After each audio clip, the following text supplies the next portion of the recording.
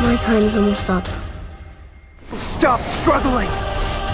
Why not accept your destiny? So we finally know that Ne Zha 2, the highest grossing animated movie ever made, has officially arrived on OTT, and it gives fans plenty to look forward to because the ending clearly points toward Ne Zha 3. Even though the movie delivers a complete story on its own, it also plants a bunch of clues about where the franchise is heading next. Since this series is only one part of the larger Investiture of the Gods cinematic universe, there are still many stories left to tell. From breathtaking animation and emotional storytelling to powerful villains and unforgettable action, Ne Zha 2 pushes everything to a much bigger scale. Director Jiaozi also makes sure the ending feels satisfying while quietly setting up the next chapter, so it feels like the story is far from over. One of the biggest reasons people are talking about the ending is because it wraps up several important character arcs while leaving the door wide open for another adventure. Instead of ending with everything completely resolved, the movie gives fans hope that Ne Zha and Ao Bing's journey is only getting started. That balance between closure and anticipation is what makes the finale work so well. The ending itself is incredibly rewarding because Ne Zha and Ao Bing finally stand together once again.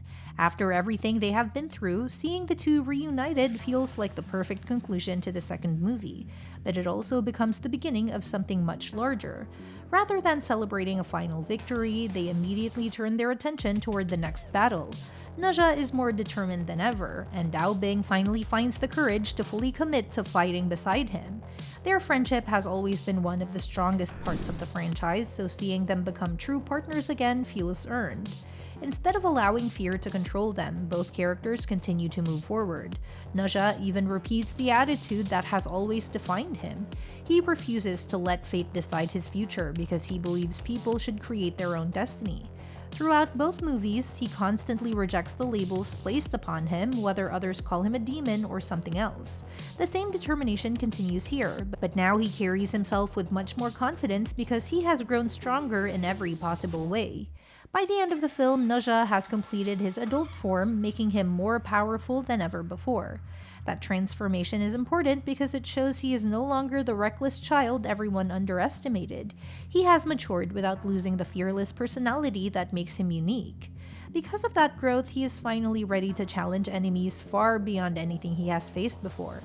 Ao Bing is also on a new path.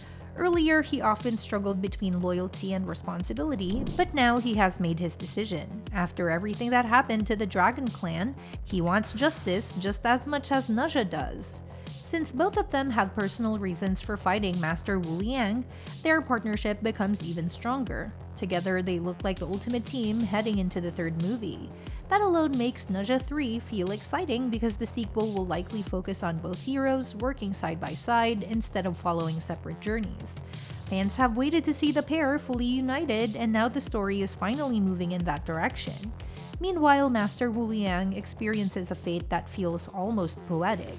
Throughout the movie, he manipulates others, abuses his authority, and believes he can never lose, but his own arrogance eventually becomes his downfall. Instead of escaping punishment, he ends up trapped because of his own actions. One of the funniest parts of the ending involves Wu Liang's swollen face. The movie manages to turn one of its biggest villains into the subject of an ongoing joke without removing the seriousness of his defeat. Since he becomes trapped inside another dimension for 10 years, escaping is much harder than he expected. His only chance involves having his face recognized properly, but that becomes nearly impossible because of the damage he suffered. It creates an unusual mix of comedy and punishment. Every failed attempt reminds viewers that his own pride placed him in this situation. Even worse for Wu Liang, he is trapped alongside Shen Gongbao and Shen Zhengdao.